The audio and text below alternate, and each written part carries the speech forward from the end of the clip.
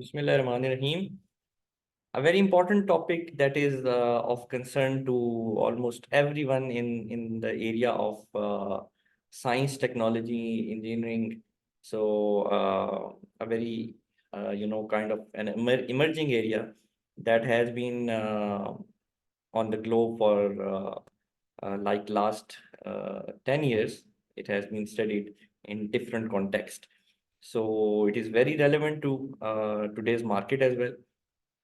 And that is what exactly is 5G? What are the numbers or the specification that 5G brings to us? And what are the things that 5G is offering to its customers? Okay, so you can see, first of all, let us see what is the penetration rate. In year 2014, there were around 3.6 billion customers, right? And in year 2020, the mobile market customers were around 4.6 billion, right? So we can see that from year 2014 till year 2020, we have got a CAGR of 4%. So before I proceed, let me tell you what exactly is CAGR. It is a measurement that is used by investors to calculate the rate at which a quantity grew over time. So the word compound denotes the fact that the CAGR takes into account the effect of the compounding or reinvestment over time. For example, suppose you have a company with a revenue that grew from 3 million to 30 million over a span of 10 years. In that scenario, our CAGR would be approximately 25.89%, right? So we should know what exactly CAGR is. Yes. So that is basically the compound annual growth rate. So it's better to just call it CAGR in the short. So for example, this is the mathematical formulation of that. So if you want to calculate a CAGR or the compound annual growth rate, in that case, we should know the final value, the value in the beginning, raised to power 1 over t minus 1, where the time is in years, right? Where this time is in years. So that is how you calculate the compound annual growth rate, right? So as I said over here, that the word compound is taken into account that, you take the effect of the overall compounding or the reinvestment over time, right? So the CAGR or the compound annual growth rate was around 4%. And the penetration rate in 2014 around the globe was around 50%, and in year 2020 it was around 59%, right? Okay, so as far as mobile operator revenues are concerned, in year 2014, it was $1.15 trillion, whereas in year 2020, it was $1.4 trillion with a compound annual growth rate of 3.1%. As far as SIM connections are concerned, in year 2014, there were around 7.3 billion SIMs. So keep in mind that the world population is about around 7 billion. So obviously, you can say that more SIMs are there as compared to the total world population. So in year 2020, the SIM connections were around 10 billion. So very interesting stats, and a growth rate of 5.4%. Okay, coming to the 3G, 4G connections, in year 2014, there were 39% connections that were of 3G or 4G, whereas in year 2020, there were around 69%. So that's quite a significant increase, right? The data traffic growth grew around 10 times from year 2014 to 2020. And as far as smartphones are concerned, so I hope everyone is using smartphone right now, or either their laptops, or if you're using your mobile, obviously you're using a smartphone. The 2.6 billion smartphones were there as compared to 2.69 billion smartphones were compared to the 5.9 billion smartphones in year 2020. So again, you can see that it's a huge jump, right? So we can safely say that from year 2014 to 2020, there was a significant increase or rise in the number of customers, the number of smartphone users, the number of SIMs, and hence there was a significant growth in the technology. Okay, some very interesting stats over here. In year 2014, US $3 trillion was the contribution of mobile industry for the GDP, whereas in year 2020, it was around $3.9 trillion. That is a 4.2% of the GDP was directly related to the mobile industry. As far as jobs are concerned, again, a very interesting stats. Very interesting stats as far as jobs are concerned.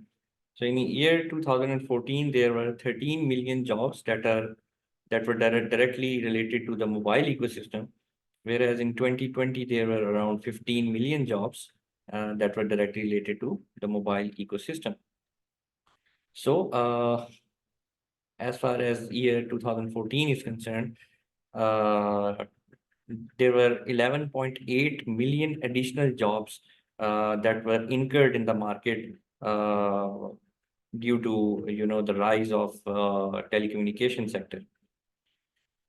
As far as mobile ecosystem contribution in the public funding is concerned, it was around 411 billion US dollars, whereas in 2020 it was around 465 billion US dollars. As far as rise of emerging markets is concerned, as far as emerging countries is concerned, you can see that there were a total of 1024 million worldwide internet users. I'm talking about the overall worldwide internet users.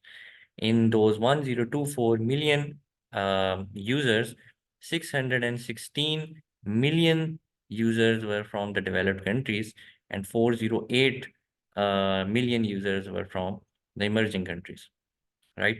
So you can say that after the year 2005 and 2015, so you can say around 1 decade, there was like 2.7 times increase in the total worldwide internet users. So there were 2793 million worldwide internet users in year 2015, and among those 2793 million users, there were 1955 million users from the emerging countries, right? So you can see that from year 2005 to year 2015, there was sort of a trend change that in year 2005, there were more users from the developed countries, whereas in year 2015, there were more users from the emerging countries. So that is a significant change. So you can say that the market of the internet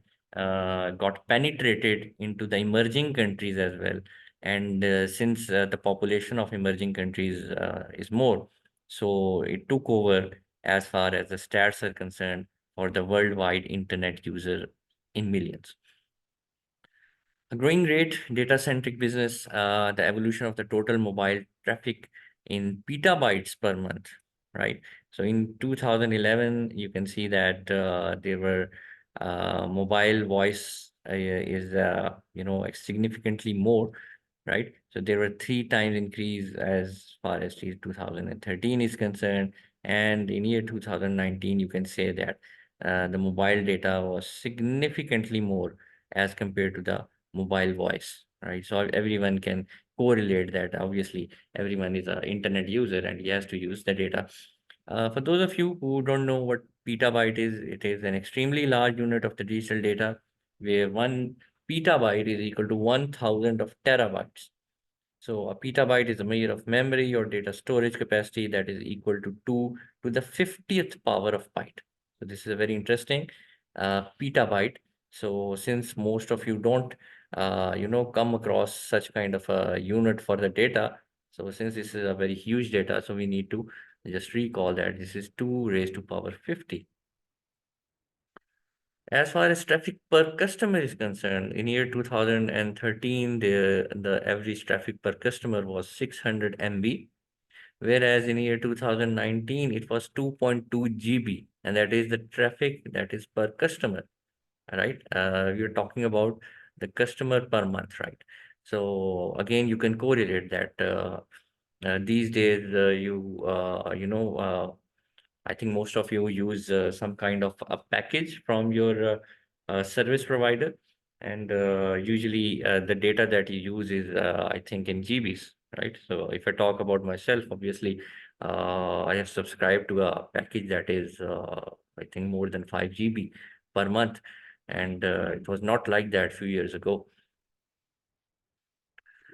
Okay, global mobile traffic growth. Global mobile data traffic growth uh, was increased like eightfold from 2015 to 2010 with a compound annual growth rate of 53%. That is huge, right? The IoT growth also turned out to be substantial. And as far as this data is concerned, it is also incorporating the data from 2014 till 2024. So it is very much, related to present day. Uh, you can see that the connection in billions, you can see that it's around 40 billion connections, right? We are talking about the connection. So this can involve, PCs, tablets, handsets, connected cars, connected cities, connected industry, connected health. So around 40 billion connections are there in the present day world. That is a huge. Obviously, there's a lot and lot of data involved with each connection. So wherever you see a connection, obviously there is a data connected to that. Smartphone subscriptions per region from year 2014 till 2020. Uh, you can say that the Asia Pacific uh, was the significant contributor to the smartphone subscriptions from year 2014 till year 2020. You can say that uh, I think more than 50% of the world uh, smartphone subscriptions are from this region of Asia Pacific, right? Obviously, the global population in this region is obviously connected to such kind of stats. Okay, on your right, you can see the mobile data traffic by application type.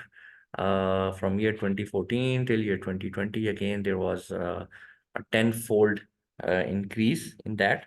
And the most important contributor over here is video. Obviously, you can correlate yourself with this. So the maximum, the sharing as far as data is concerned is that of the video, right? So the other contributors are software, kind of different software that you use, the updates yet that you uh, come across, social networking, web browsing, audio, file sharing. So obviously, video is the most, biggest contributor in these stats. Driving factors for the data growth.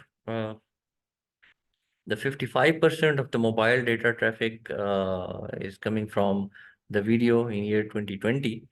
So social networking accounted for like 15% of mobile data traffic in 2014, and it was expected that it will have the same share in 2020. So in 2014, the video accounted for 45% of the mobile data traffic, whereas in 2020, the mobile data traffic was, contributing to 55% of the total. So very interesting stats again.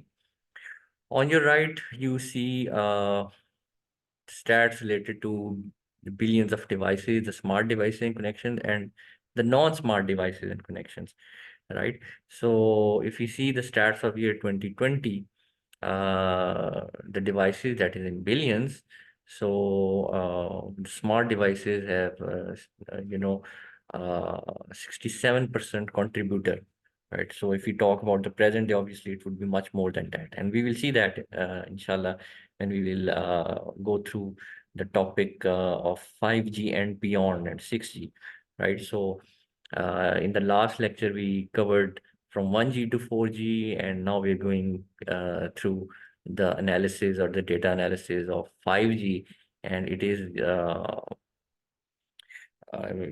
considering the data from like year 2014 till year 2020, and in some cases beyond 2020, uh, because these were the years where 5G was significantly, uh, emerging as an area of research. So obviously, uh, the emergence in the market as a area of research, and the deployment in the market obviously are separate things. So once 5G will be in the full boom in the market, that will have significantly different stats in that case, right? So that is why we are looking at stats in different chunks from years to years. And mobile data traffic by application type, 15% of the mobile data traffic in 2014 came from social networking, right? Uh, but as far as year 2020 is concerned, mobile data traffic by application type, so there was software download and update, uh, was also increased, but again, the video was a significant contributor, right? Those of you who don't know what exabyte is, it is a large unit of computer data. That means 2 to the 60th power of byte. So 2 raised to power 60 is exabyte. 13 times more video traffic in 2020. So you can say that, uh, you know, in year 2005, when, YouTube first appeared in the market. So it was not that common for everyone to use YouTube. So these days, I mean, almost everyone is familiar with YouTube, and it's a part and parcel of your life. You can watch lectures, news, different kind of entertainment, sports. So obviously, everyone has to deal with video, and uh, I've just named one platform, and there are dozens of different platforms that are very common. And obviously, in the social networking websites, even video is the most important platform.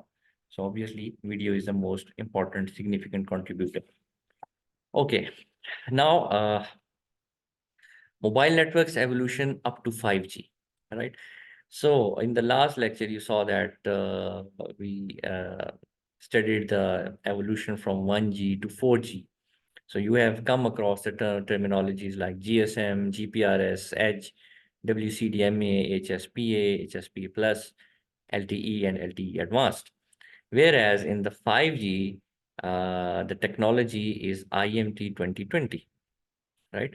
So the LTE would be taken over by IMT 2020 in the 5G technology, right?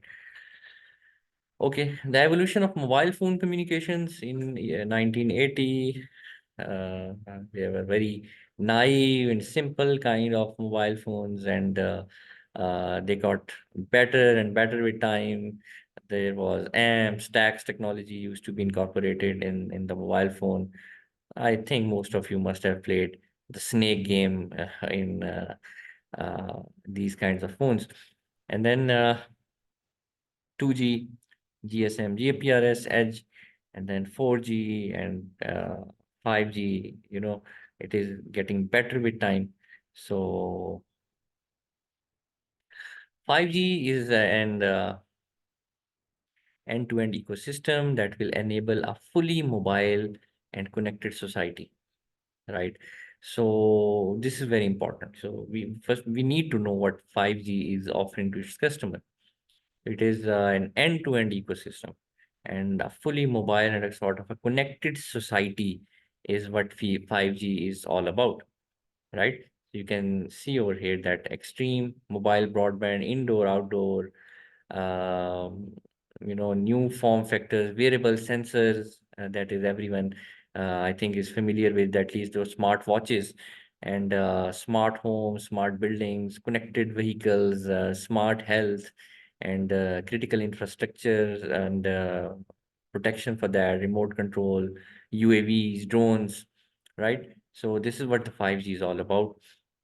In 2G, 3G, 4G, and 5G, uh, you can see from this analogy that 5G is, a big shark as compared to the previous generations of mobile phones and mobile technology.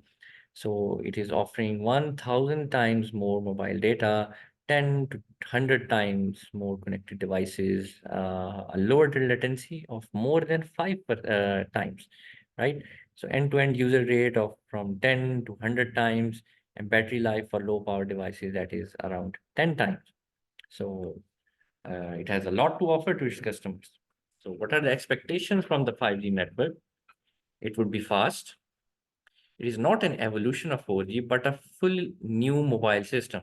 So, if you can recall the lecture from the evolution from 1G to 4G, you saw that with each new technology, there was sort of an upgradation in the already existing system, and you could say that the things got evolved with time.